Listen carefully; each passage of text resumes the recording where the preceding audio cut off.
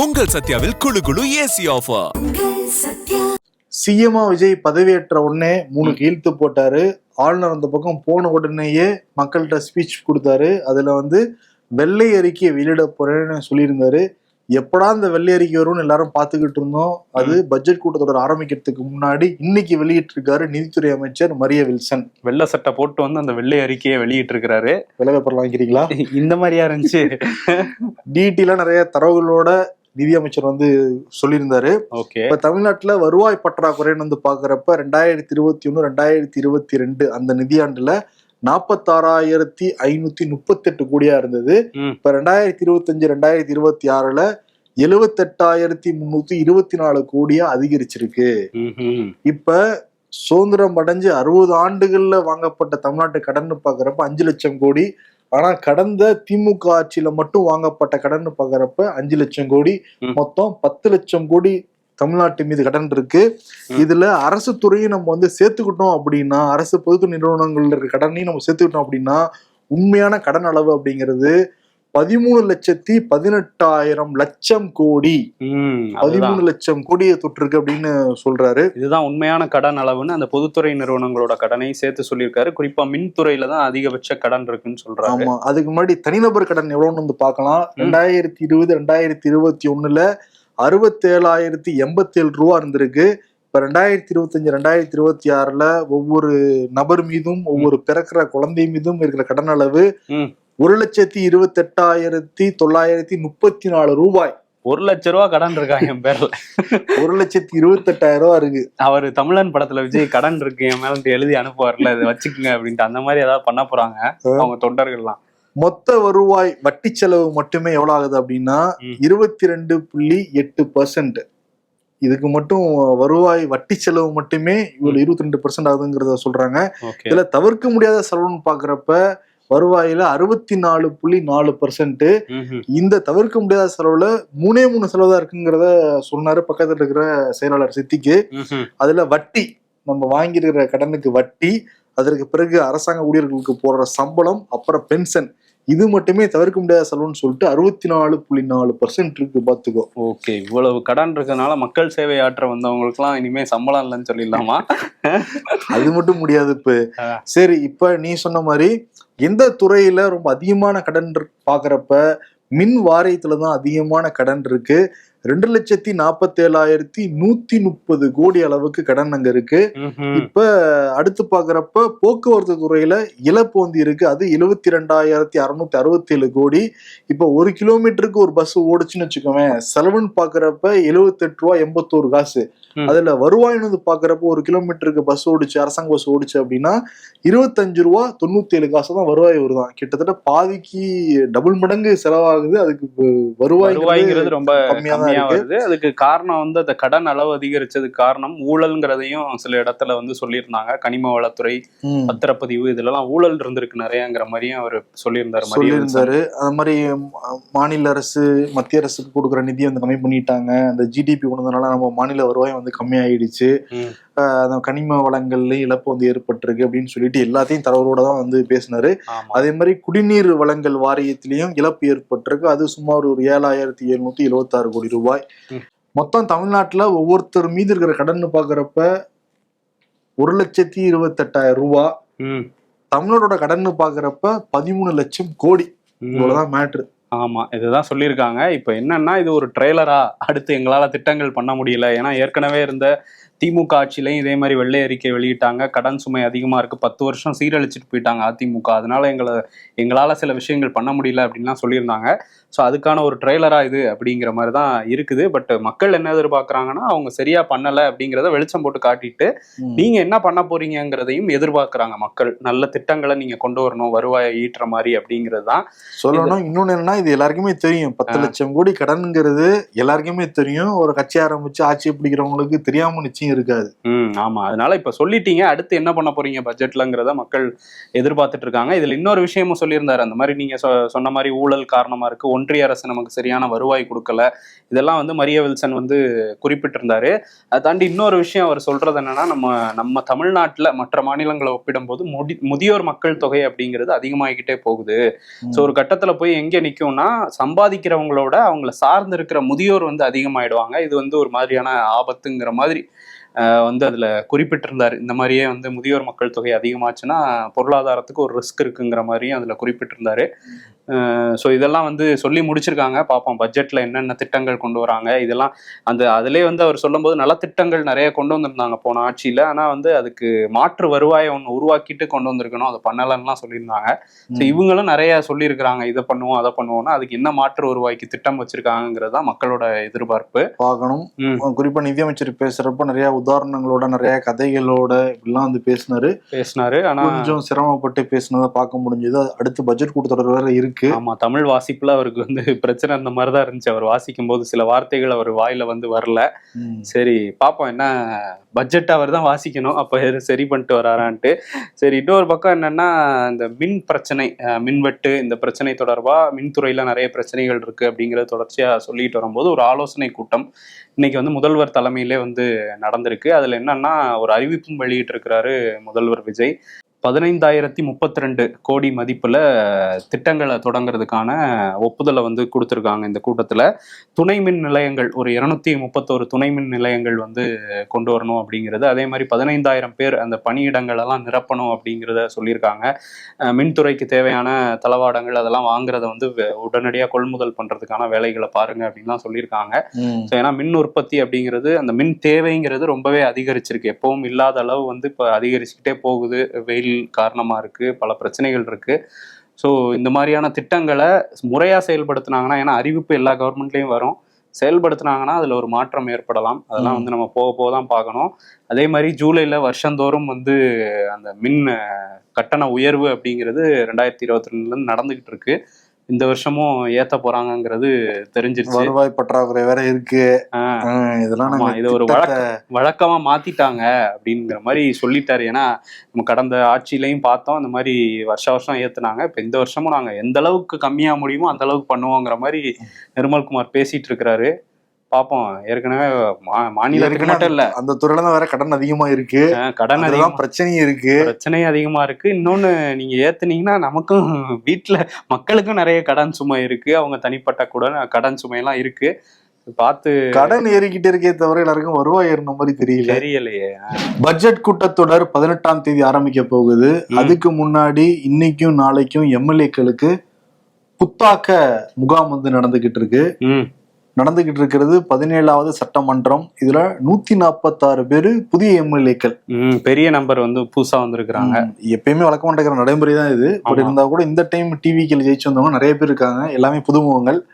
அப்படிங்கறதுனால இந்த சட்டமன்ற நடைமுறை என்ன, அதோடைய மகத்துவம் என்ன, அதோடைய மாண்பு வந்து என்ன, 0 ஹவர்ஸ்ல எப்படி கேள்வி கேட்கணும், கொஸ்டின் ஹவர்ஸ்ல எப்படி கேள்வி கேட்கணும், துறை ரீதியா எப்படி கேள்வி கேட்கணும்னு சொல்லிட்டு இன்னைக்கு நாளைக்கும் கிளாஸ் எடுக்க போறாங்க.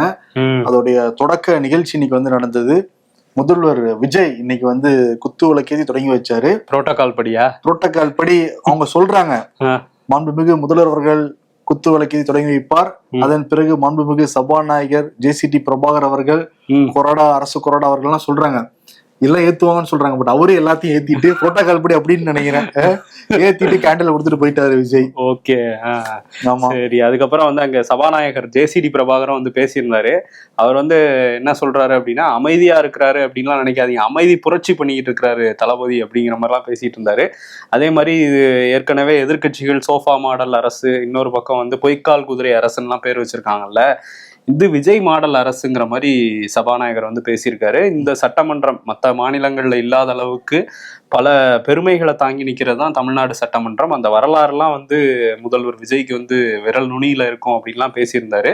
நிறைய வந்து அப்படியே புகழ்ந்து பேசிக்கிட்டே இருந்தாரு. அதுக்கப்புறம் தான் பயிற்சி பட்டறை வந்து ஆரம்பிச்சிருக்கு. இதுல என்னன்னா, டிவிக்கு எம்எல்ஏக்கள் எல்லாரும் ஆஜராயிட்டாங்க. அதிமுக இருந்து சங்கராபுரம் எம்எல்ஏ ராகேஷ் மட்டும் தான் ஆஜராயிருக்காரு. அவரும் அதிமுக எம்எல்ஏவா எவ்வளவு காலம் இருப்பாருங்கிறது தெரியல. அதனாலதான் வந்து என்னங்க அந்த 4 பேர் சேர்த்துக்கிட்டீங்க, நீங்க சேர்த்துக்க மாட்டீங்களா அப்படின்னு கேட்க கூட வந்திருக்கலாம். வந்திருக்காரு, வந்து அவர் கலந்துகிட்டு இருக்காரு. டிஎம்கேல இருந்து யாருமே வரல. பாமக இருந்து சௌமியா நோமி வந்திருக்காங்க. அதே மாதிரி மதிமுக இருந்து கலந்துருக்காங்க. அவங்களும் வந்து தாவேகா ரூட்ல தானே இருக்காங்க, அதனால அதுல ஒன்றும் ஆச்சரியம் இல்ல. அதே மாதிரி கொங்கு நாடு மக்கள் தேசிய கட்சி அவங்களும் வந்திருக்காங்க. இந்த மாதிரி டிஎம்கே வரலையே தவிர மற்ற கட்சிகள்லாம் வந்து ஐயுஎம்எல் கூட வந்திருக்காங்க. கம்யூனிஸ்ட் எம்எல்ஏக்களும் வரல. இன்னொரு பக்கம் வந்து என்னன்னா, இந்த 4 எம்எல்ஏக்கள்னு சொன்னீங்களா, 5ஆவதா நானும் வரேன்ட்டு வந்திருக்கிறாரு விஜயபாஸ்கர். அவரோட ராஜினாமா கடிதத்தை இன்னைக்கு சபாநாயகர்கிட்ட கொடுத்தாரு. சபாநாயகரும் அதை ஏத்துக்கிட்டேன் அப்படின்னு சொல்லியிருந்தாரு. இவ்வளவு நாளா அவருக்கு வந்து 2 கதவையும் தட்டி பார்த்தாரு. அறிவாலயம், பனையூர் ரெண்டும் இவ்வளவு நாளா திறக்காம இருந்தது. இப்ப தீவிர பேச்சுவார்த்தைகளுக்கு அப்புறம் பனையூர் பக்கம் கதவு திறந்திருக்கதா சொல்றாங்க. சோ அவரு ரூட்டை மாத்தி அங்க போறாரு விஜயபாஸ்கர். எப்பயுமே ராஜினாமா கொடுத்த உடனே சில மணி நேரங்கள்ல கட்சி கார்டை கொடுத்துருவாங்களே, கொடுக்கல இன்னைக்கு. ஏதாவது தனியா வச்சு இவர் வந்து புதுக்கோட்டையில கூட மதுராந்தகத்தில் நடந்த மாதிரி கூட பண்ணுவாங்கன்னு நினைக்கிறேன். ஏதோ பெரிய விழா மாதிரி எடுப்பாங்களா அப்படிங்கிற மாதிரி தெரியுது. பாப்போம் என்ன நடக்குது அப்படிங்கறது.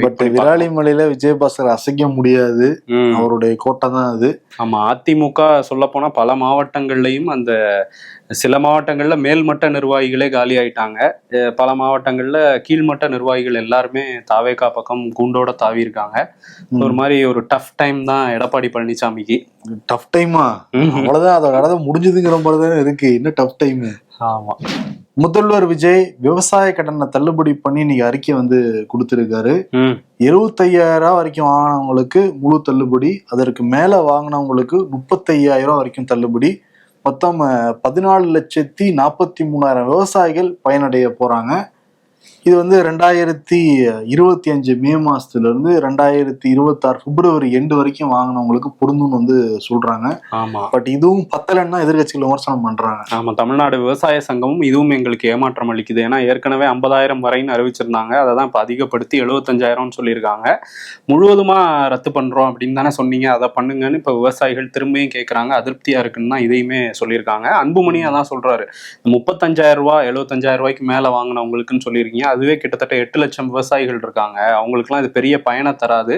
அதனால முழுமையா தள்ளுபடி பண்ணணும் அப்படிங்கிற விஷயத்த சொல்லியிருக்காங்க. ஏன்னா டிவிக்கே கொடுத்த வாக்குறுதி தான் அது. அப்ப இந்த மாதிரி எல்லாம் ஸ்லாப் எல்லாம் வைக்கல. இப்ப ஆட்சிக்கு வந்ததுக்கு பின்னாடி ஸ்லாப் எல்லாம் வச்சு அறிவிக்கிறதுங்கிறது ஏற்புடையது இல்லைன்னா சொல்றாங்க. ஆமா, நிச்சயமா விவசாயிகளோட கோரிக்கையும் நியாயமானதா இருக்கு. பட் ஆர்பிஐ கைட்லைன்ஸ் தெரியாம இவங்க வாக்குறுதி கொடுத்தாங்களான்னு தான் திமுகல இருந்தெல்லாம் கேள்வி எழுப்புறாங்க. எடப்பாடி பழனிசாமியும் வந்து இதெல்லாம் பத்தாதுன்னு தான் சொல்லியிருக்காரு. அவரும் ஒரு விவசாயிங்கிறதுனால சொல்றாரா?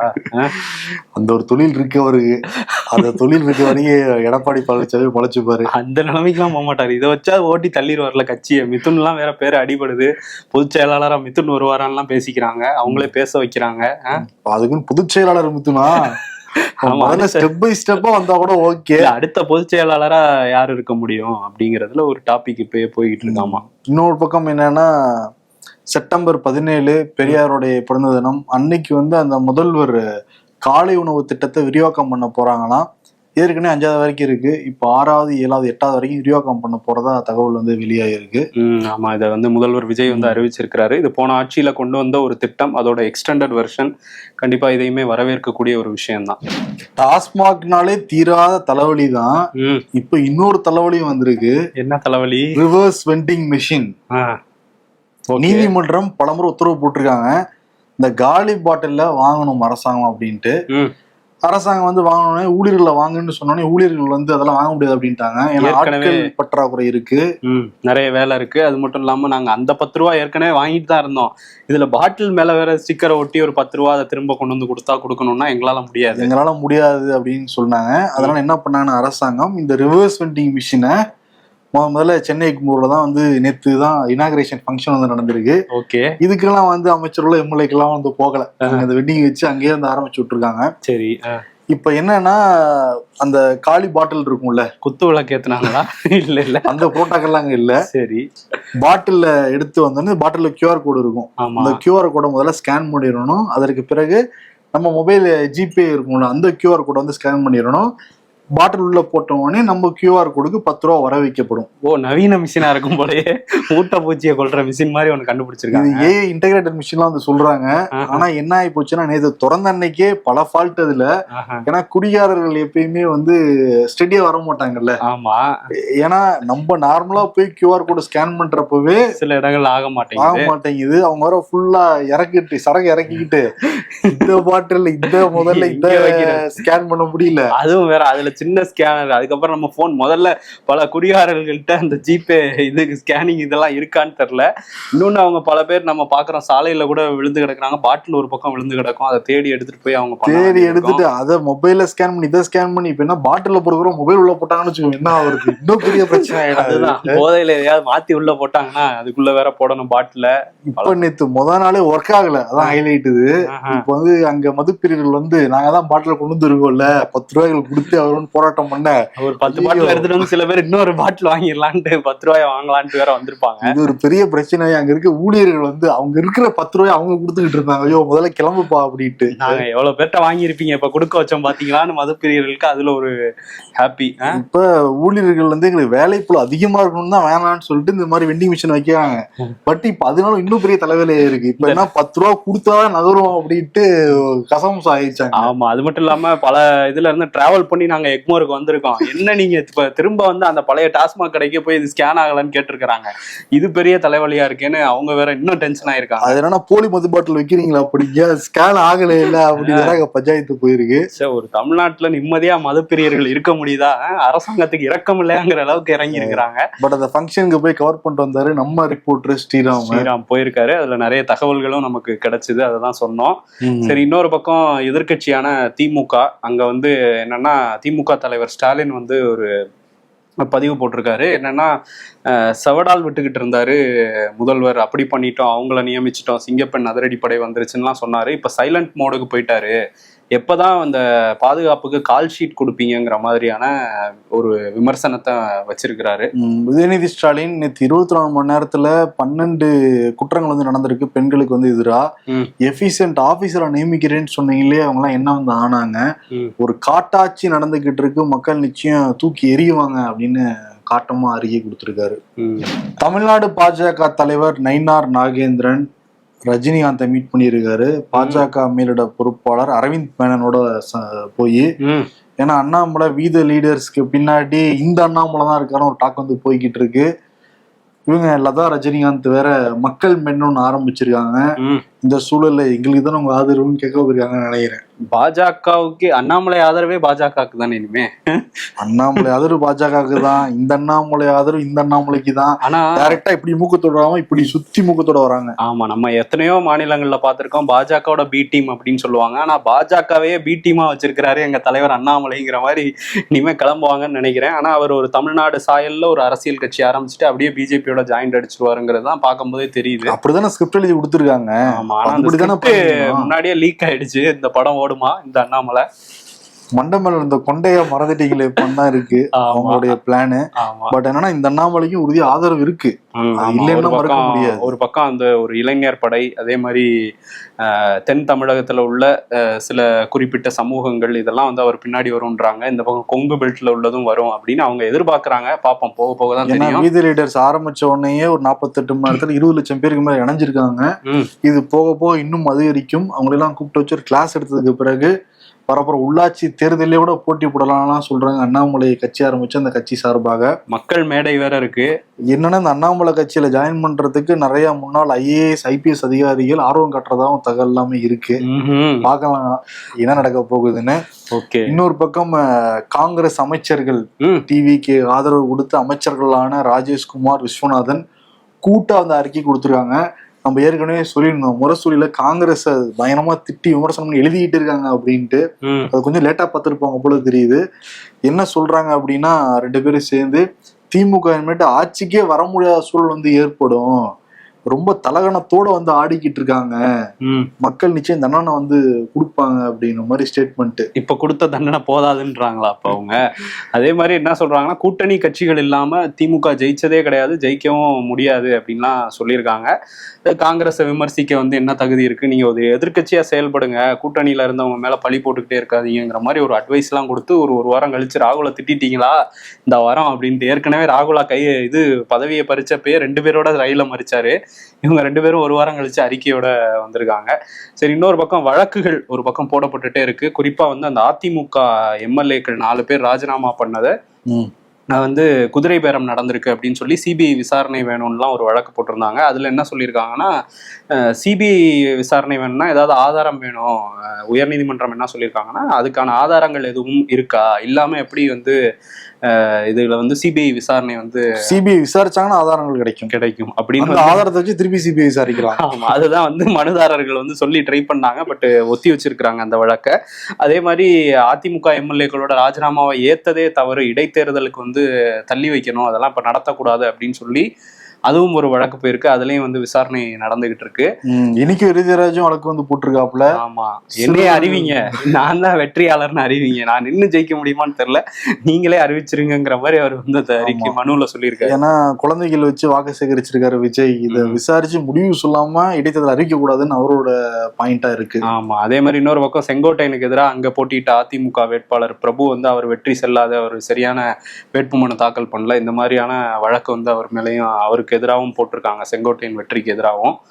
ஸோ ஓகே, வழக்குகளா போகும்னு நினைக்கிறேன். அடுத்து அதிமுகவை சுத்தி வழக்கு வந்துகிட்டு இருக்கும், இப்பயும் வழக்கு வந்துகிட்டே இருக்கு. மதுரையில லிங்கதுரை அப்படிங்கிற ஒரு நபர் PM டவர்ஸ் அப்படிங்கிற ஒரு விடுதியை நடத்திட்டு வந்திருக்கிறாரு. அந்த விடுதியில ரிசப்ஷனிஸ்டா வந்து இருந்திருக்கிறாங்க ஒரு பெண். அவங்க வந்து இப்ப கண்ணீர் மல்க ஒரு புகாரை வந்து கொடுத்துருக்குறாங்க மதுரை கலெக்டர் ஆஃபீஸ்ல. அவங்க என்ன சொல்றாங்கன்னா, 2023 இருந்து நான் அங்கே வேலை பார்க்குறேன், எனக்கு வந்து பெற்றோர் இல்லாதனால நாங்கள் உறவினர்கள் வீட்டில் தங்கி வேலை பார்த்துட்டு இருந்தேன். அப்பையிலேருந்தே எனக்கு பாலியல் தொல்லை இந்த லிங்கதுரைங்கிற நபரால் கொடுக்கப்பட்டது. அதுக்கப்புறம் 2024 எனக்கு வந்து மயக்க மருந்து கொடுத்து அவங்க வந்து அவரும் அவரோட இன்னொரு உறவினரும் சேர்ந்து என்னை நிர்வாணமாக புகைப்படம் எடுத்தது மட்டும் இல்லாமல் அப்பயும் பாலியல் துன்புறுத்தலில் ஈடுபட்டாங்க.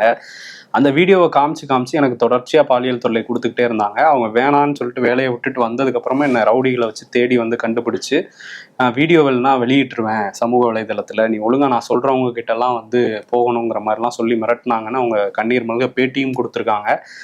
2023 இப்போ வரையும் சரியான நடவடிக்கை, நான் வந்து இப்போ தான் புகார் கொடுத்தேன் இப்போ ஏப்ரல் மாதத்தில், அப்போலேருந்தே சரியான நடவடிக்கை இல்லை அப்படின்னும் சொல்லியிருக்காங்க. தமிழ்நாடு முதலமைச்சர் விஜய் வந்து என்னை போன்ற பெண்களுக்கு பாதுகாப்பு கொடுக்கணும் அப்படின்னு ஒரு கோரிக்கையும் வச்சு மனுவும் கொடுத்துருக்காங்க. அவங்க சொல்ற விஷயங்கள்லாம் வந்து டீட்டெயிலாக அந்த பேட்டியை பார்க்கும்போது ரொம்ப இந்த மாதிரியான நபர்கள் அங்கங்கே இருக்கிறாங்க, இவங்கெல்லாம் வந்து இந்த மாதிரி வழக்குல நடவடிக்கை எடுத்தாதான் அடுத்து இது மாதிரி நடக்காமையும் இருக்கும். நிச்சயமா. இன்னொரு சம்பவம் வந்து வேலூர்ல நடந்திருக்கு, ரொம்ப ரொம்ப அதிர்ச்சியா இருக்கு. இந்த மாதிரி நடக்குமா அப்படிங்கிற மாதிரி தான் நமக்கு வந்து தோணுது. வேலூர்ல ராஜேஷ்குமார், ஆயிஷா இவங்களுக்கு வந்து ஒரே மகன் முகிலன்கிறவர் இருந்திருக்காங்க. 2 பேருக்கும் கருத்து வேறுபாடு காரணமா 5 வருஷமா பிரிஞ்சுதான் வந்து வாழ்ந்துகிட்டு இருந்தாங்க. 2 மாசத்துக்கு முன்னாடி தான் ஒன்று சேர்ந்துருக்காங்க. தன்னோட குடும்பத்தையும் கூட்டிட்டு போய் ராஜேஷ்குமார் திருப்பூர்ல வேலை பார்த்துக்கிட்டு இருந்தாங்க, தங்க வச்சு குடும்பத்தையும் பார்த்துக்கிட்டு இருந்திருக்காரு. அந்த சமயத்துல ராஜேஷ்குமாரோடைய அம்மா விஜயா மேல்பட்டி கிராமத்துல இருந்து வந்திருக்காங்க. பேரனை நான் கூட்டிட்டு போறேன், இப்ப லீவு தானே அப்படின்னு சொல்லிட்டு கூட்டு போயிருக்காங்க அங்க மேல்பட்டி கிராமத்துக்கு.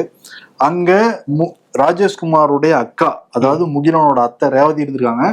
ரேவதி வந்து கணவனை பிரிஞ்சு பல ஆண்டுகள் அம்மா கூட தான் வந்து வச்சுட்டு இருந்திருக்காங்க. திடீர்னு பாக்குறப்ப நேத்து முகிலன் வந்து இறந்து போயிருக்காரு. 6 வயது பையன், கண்ணெல்லாம் வீங்கி வாயெல்லாம் உதடெல்லாம் ரத்தம் வந்து இறந்து போயிருக்காங்க. கேட்டதுக்கு என்ன சொல்லிருக்காங்கன்னா, அத்தை ரேவதியும் பாட்டி விஜயாவும் என்ன சொன்னாங்கன்னா, சோர்ல இருந்து கீழே விழுந்து இறந்து போயிட்டான்னு சொல்லிட்டு ஃப்ரீசர் பாக்ஸ் எல்லாம் ஆர்டர் பண்ணி அந்த குழந்தைய தூக்கி அதுல வைக்கிறதுக்கும் ட்ரை பண்ணிருக்காங்க. இதெல்லாம் பார்த்து அக்கம் பக்கத்தினர் போலீஸ்க்கு வந்து புகார்லாம் சொல்லி போலீஸ் வந்து அந்த குழந்தைய வந்து பிரேத பரிசோதனை செஞ்சப்பதான் தெரியுது அடிச்சே வந்து கொண்டிருக்காங்க அப்படின்னு. என்ன தெரிய வந்திருக்கு அப்படின்னா, ரேவதிக்கு இந்த முகிலன் வந்தது பிடிக்கவே இல்லையா ஆரம்பத்துல இருந்து. அதனால ரொம்ப சாப்பாடு கொடுக்காம தண்ணி கொடுக்காம டார்ச்சர் பண்ணி அடிச்சுக்கிட்டே இருந்திருக்கு இந்த ரேவதி அந்த முகிலன்கிற சிறுவனை. ரேவதிக்கும் ஒரு பையன் இருந்திருக்கான். அந்த பையனுக்கு அந்த ஸ்கூல் திறக்கிறதுனால பென்சில் பாக்ஸ் இந்த கிரையான்ஸ் எல்லாம் வாங்கி வச்சிருப்பாங்க போல தெரியுது. அதை அந்த முகிலன் எடுத்துட்டதுனால வந்து தென்னை மட்டையாலே அடிச்சு போட்டுட்டு அம்மாவுக்கு தெரியாம அம்மாவையும் கூட்டிட்டு கோயிலுக்கு வர போயிருக்கு இந்த ரேவதி. வந்து பார்த்தோடனே சுவர் இருந்து கீழே விழுந்து இறந்து போயிட்டா நாடகம் ஆடிருக்காங்க. இப்ப கண்டுபிடிச்சு அரெஸ்ட் பண்ணிருக்காங்க ரேவதியை. இப்ப பாட்டி விஜயா கட்டி விசாரணை வந்து போய்கிட்டு இருக்கு. என்னதான் நெருங்கிய சொந்தமா இருந்தா கூட இந்த காலத்துல கூட பயமா தான் இருக்கு இந்த மாதிரி சம்பவங்கள் வந்து பாக்குறப்ப. மனித உருவத்துல ஒரு மிருகம் மாதிரி தான் நடந்துகிட்டு இருக்கிறாங்க அந்த ரேவதிங்கிற நபர். இன்னொரு பக்கம் தாம்பரம் பகுதியில் உள்ள கௌரிவாக்கம் அங்க உள்ள அந்த மின் வாரியத்துல இருக்கிற உதவி பொறியாளர் அவங்க வந்து பத்மாவதிங்கிற நபர், அவங்க வந்து இந்த மாதிரி லஞ்சம் வாங்கியிருக்காங்க. அதுவும் ஜிபேல வந்து அனுப்புங்க, புதிய மின் இணைப்பு வேணும்னு கேட்டவங்க கிட்ட லஞ்சம் வாங்கியிருக்காங்க. அது வீடியோவாகவும் வெளியாகி பெரிய வைரல் ஆனோன்னா இப்போ வந்து சஸ்பெண்ட் செய்யப்பட்டிருக்காங்க. சஸ்பெண்ட் ஆனோடனையும் அவங்க வேற ஒரு ஆள்கிட்ட லஞ்சம் வாங்குற வீடியோவும் இப்போ வெளியாயிருக்கு. அப்பயும் திருந்தல போல. இல்ல, முன்னாடி எடுத்ததுதான். சஸ்பெண்ட் ஆனதுக்கு அப்புறம் வாங்கல, முன்னாடி நடந்தது இப்போ வீடியோவா அதுவும் வெளியாயிருக்கு. ஸோ இந்த பத்மாவதி லஞ்சம் வாங்கியே வந்து நிறைய சொத்து சேர்த்துட்டதா புகாரும் இருக்கு. இப்போ விசாரணை நடக்குது. தமிழ்நாட்டுல விடியல் பயணம் தொடங்கி கிட்டத்தட்ட 5 வருஷம் ஆகுது. கேரளால காங்கிரஸ் கவர்மெண்ட் வாக்குறுதி கொடுத்து ஆட்சியை பிடிச்சு நேற்று தான் தொடங்கி வச்சிருக்காங்க. நேற்று வந்து முதல்வர் சதீசன் தலைமைச் செயலகத்திலிருந்து போற பஸ்ல தொடங்கி வச்சிருக்காரு. அந்த திட்டத்துக்கு பேர் அங்க பிரியதர்ஷினின்னு வந்து வச்சிருக்காங்க. ஓஹோ. இதுல நேற்று ஒரு வீடியோ பயங்கர வைரல். என்னன்னா பெண்கள் எல்லாம் பயணிக்கிறாங்க, ஓகே தான் அந்த 0 டிக்கெட்ல. இதுல அமைச்சர் பிந்து கிருஷ்ணா வந்து பயணிக்கிறாங்க. அப்ப இளைஞர் காங்கிரஸ் சார்பாக இந்த திட்டத்தை தொடங்கி வச்சதுனால எல்லாருக்கும் பால் பாயாசம் வந்து வழங்கப்பட்டிருக்கு பயணிகளுக்கு. அந்த பால் பாயாசத்தை தெரியாம அமைச்சர் பிந்து மேல சுட சுட கொட்ட அவங்க பதறி போய் எழுந்திருக்க ஒருத்தர் வந்து கட்சிப்பால தொடச்செல்லாம் விடுறாரு. அதுக்கு அப்புறமா அவங்க போக வேண்டிய இடத்த போய் சேர்ந்தான்னு வச்சுக்கோவேன். பட் இந்த பாயாசம் அமைச்சர் மேல தலையில கொட்டல வீடியோங்கிறது வைரல் ஆயிருக்கு. பாயாசத்தை போட்டு விட்டுருவோம்னு மேல ஊத்திட்டாங்க. ஆனா வந்து ரோடு அந்த இடத்துல சரியில்லை போல, அதையும் சரி பண்ணணும். ஆட்டத்துல ஊத்திருச்சா அது ஓகேப்பா, இருந்தா கூட தலைவர் பாவமா தான் இருக்கு. அது ஆக்சுவலா வீடியோல பார்த்தப்ப. சரி, ஓகே. அந்த திட்டம் வந்து இதனால இப்ப அந்த நியூஸ்னால இன்னும் அதிகமா பேசப்பட்டு இருக்கு. சரி, ஓகே. இன்னொரு பக்கம் வந்து காக்ரோச் ஜனதா பார்ட்டி அவங்க ஏற்கனவே பெங்களூர்ல போராட்டம் நடத்தியிருந்தாங்க. மகாராஷ்டிரால பூனே, அதே மாதிரி அமிர்தசரஸ்னு ஒவ்வொரு நகரங்கள்ல நடத்திட்டு இருக்காங்க. இப்ப ராஜஸ்தான்ல ஜெய்ப்பூர்ல ஒரு போராட்டம் நடந்தது. எதுக்குன்னா தர்மேந்திர பிரதான் பதவி விலகணும் அப்படிங்கறதான் பிரதான கோரிக்கையா இருக்கு. இந்த போராட்டத்துல அவர் வரும்போதே அவரோட ஆதரவாளர்கள் அவரை தோல்ல வந்து தூக்கிட்டு வராங்க, துண்டெல்லாம் போட்டிருந்தாங்க. அப்போ ஒரு சில மர்ம நபர்கள் வந்து அவரை பிடிச்சி கன்னத்திலே அரைகிறாங்க, அதுக்கப்புறம் கீழே தள்ளி விட ட்ரை பண்றாங்க. ஸோ இந்த வீடியோவும் பெரிய வைரல் ஆயிருக்கு. அதுக்குதான் அவர் என்ன சொல்றாருன்னா, இது கோழைத்தனத்தோட அடையாளம் அப்படின்னு சொல்லி அவர் பதிவெல்லாம் போட்டிருக்காரு. இன்னும் இது வந்து கொந்தளிப்பை இளைஞர்கள் கிட்ட ஏற்படுத்தியிருக்கு. அதே நேரத்துல இவரோட பின்னணியில யார் இருக்காங்கிற விவாதமும் நடந்துகிட்டு இருக்கு. காங்கிரஸ் இருக்காங்களா, ஒருவேளை அண்ணா ஹசேரா மாதிரி இவரை கொண்டு வந்து எதுவும் ட்ரை பண்றாங்களா, இல்ல பிஜேபியே வேற ஏதாவது ரூட் எடுத்து இது பண்றாங்களா, இளைஞர்கள் மத்தியில ஒரு வேவ் இருக்கு அப்படிங்கிறத பார்த்ததுக்கு அப்புறம் இப்படின்னு விவாதங்களும் நடக்குது. பட் அவங்க ஒரு சைடு வந்து அவருக்கு பின்னாடி இருக்கிற இளைஞர்கள்லாம் உண்மையிலே வந்து தர்மேந்திர பிரதானுக்கு எதிராக ரொம்ப கோபமா தான் இருக்கிறாங்க. மோடி அரசாங்கத்துக்கு எதிராகவும் இந்த கல்வி விஷயத்துல கோபமா தான் இருக்கிறாங்க இளைஞர்கள். ஏன்னா தொடர்ச்சியா சொதப்பல் நடந்துகிட்டே இருக்குல்ல. பாஜக இருக்க வாய்ப்பு இல்லைன்னு தான் நமக்கு வந்து தெரியுது. மேபி காங்கிரஸ் ஏதாவது கூட இருக்கலாம், சொல்ல முடியாது. பட் இதுவுமே ஒரு சைலண்டான ஒரு புரட்சி இளைஞர்கள்ட்ட ஏற்படுத்தி இருக்கு இந்த சிஜேபி. இன்னொரு பக்கம் அந்த நீட் வார்த்தை பத்தி பேசிட்டு இருக்கப்ப எக்ஸாமுக்கு எல்லாம் படிச்சுக்கிட்டு இருக்காங்க. நீட் எக்ஸாமுக்கு இப்போ அந்த கொஸ்டின் பேப்பர் எல்லாமே டெலிகிராம் ஆப் மூலமா தான் ரிலீஸ் ஆகுது அப்படின்னு கண்டுபிடிச்சிருக்காங்களாம் கவர்மெண்ட், சென்ட்ரல் கவர்மெண்ட். இப்பயாவது கண்டுபிடிச்சாங்களே. ஆனா வந்து பாருங்க, இப்ப நிறைய அந்த கொஸ்டின் பேப்பரும் லீக் ஆகிட்டு இருக்காங்க. இதுதான் ஒரிஜினல் கொஸ்டின் பேப்பர்னு சொல்லிட்டு. இதுல இன்னொன்னு என்னன்னா, கொஸ்டின் பேப்பர் லீக் பண்றதே பாஜக காரங்கன்னு தான் சொல்றாங்க. சோ அவங்களுக்கும் ஏதாவது பேன் பண்ணுவாங்களா பிஜேபி? அதுக்கு வாய்ப்பு. அவங்களே அவங்களுக்கு பண்ண பேராசைப்படுறாங்க. பேராசை எல்லாம் இல்ல, அது நடக்குதுன்னு காங்கிரஸ்ல சொல்றாங்க. அதே மாதிரி அவர் தர்மேந்திர பிரதான் சொல்லியிருக்காரு, ஒழுங்கா படிக்கணும், நல்லா எழுதணுங்கிற மாதிரி நீட் எக்ஸாமுக்கு அட்வைஸ் கொடுத்துக்கிட்டு இருக்காரு. முதல்ல இவங்க ஒழுங்கா நடத்தணும் எக்ஸாம். முதல்ல உங்களுக்கு நீங்க கிளாஸ் போங்க, எப்படி கொஸ்டின் பேப்பர் ரெடி பண்றது, எப்படி லீக் ஆகாம வச்சுக்கிறது அப்படின்னு இருந்தாதான் நல்லா நடத்திருப்பாங்களே. டிகிரி எல்லாம் வாங்கியிருந்தா 2 டிகிரி வாங்கியிருக்காருப்பா. ஜி வாங்கியிருக்காரு. இவர் தெரியல, தர்மேந்திர பிரதான் படிச்சிருப்பாரு, எப்படி படிச்சாருன்னு தெரியல. நான் முதல்ல டெலிகிராம் ஆப்புக்கு 22 வரைக்கும் தடை. ஓகே. இன்னொரு பக்கம் ட்ரம்ப், நான் வந்து போற இஸ்ரேல் ஈரான் போற வந்து நான் நிறுத்திட்டேன், இப்ப அடுத்து என்னோட கான்சென்ட்ரேஷன் ஃபுல்லா உக்ரைன் போற நிறுத்துறது தான் சொல்றாரு. ஓகே, நிறுத்தினா நல்ல விஷயம் தான். ஆனா இன்னொரு பக்கம் ஈரான் போற நிறுத்திட்டேன்றாரு. ஆரம்பிச்சது யாருன்னு பார்த்தா அதுவும் அவர் தான். சரி, ஓகே. அந்த இஸ்ரேல் இப்ப என்ன பண்ண காத்திருக்காங்களோங்கிறதும் ஒரு மாதிரி தெரியல. ஆனா இதுல என்ன நமக்கு ஒரு ஆறுதல் இருக்கு. இந்தியா பாகிஸ்தான் பூரா நிப்பாட்டினது நான் தான் சொல்லிட்டு இருந்தாப்புல, இப்ப கொஞ்சம் மறந்துட்டாப்புல. அதனால நம்ம ஜிக்கு தான் ஆறுதலா இருக்கும்.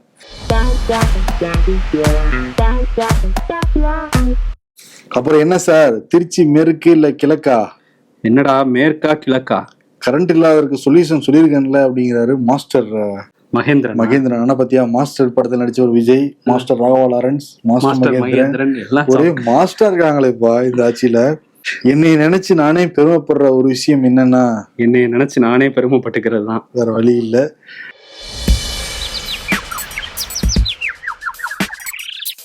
தற்போதைய சூழலில் திமுக கூட்டணி இந்திய கம்யூனிஸ்ட் இல்லை, வீரபாண்டியன்.